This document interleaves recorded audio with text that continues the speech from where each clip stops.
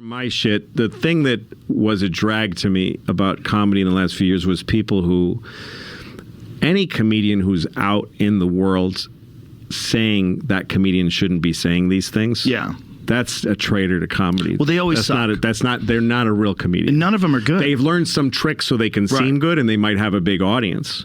But they don't love this. Right. And that's a fucked up thing to do. It's a fucked up thing to do, and it's always coming from a place of jealousy. Yes, and also it's always happening to somebody who's already deeply besieged, somebody who's already the whole world. Of course. When you see the whole world coming down on somebody for something they said, and then you go, man, I'm going to say the same thing. Exactly. That's about you. That has nothing to do with how you really feel about what they said. It has nothing to do. It's just that you want to be heard in your circle saying it also because you see that you can get a little something from it. Well, you're just taking cheap shots. That's another way to say that. Yeah, you're just kicking someone when they're down. Yeah, it's a shame. And not only that, it's someone like who should have a deep understanding of what that person's actually doing. Yeah, but it's too much to ask, I think, from people.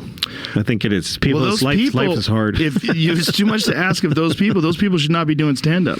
And all the people that did that were all fucking terrible. Yeah. All of them were mediocre at best. All of them. Yeah. Every single fucking one of them. You know, Chris Rock's not going to fucking talk shit about people when they're down. He's not going to be the guy who gets on Twitter and goes, that subject matter was fucked up. Like, that's... You're not going to get that out of Dave Chappelle. Well, it just became profitable to do it. And it's going to stop being profitable. It already is. It's already not it's not a good look anymore. But it's not profitable by those comedians. Those comedians get ostracized.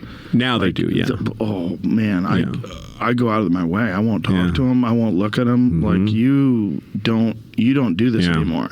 I can't talk to you because now I can trust you because you know what this is. Right. You know this bizarre process of like bringing an idea on stage like a little puppy and teaching it not to shit on the floor.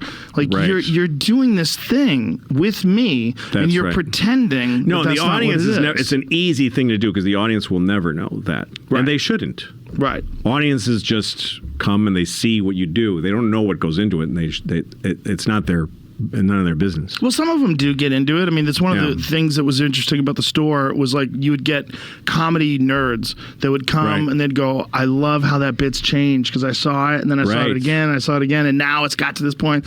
And that was a great compliment. I was always like, oh, thank you. Thanks. Appreciate it. Yeah, there was a time, there used to be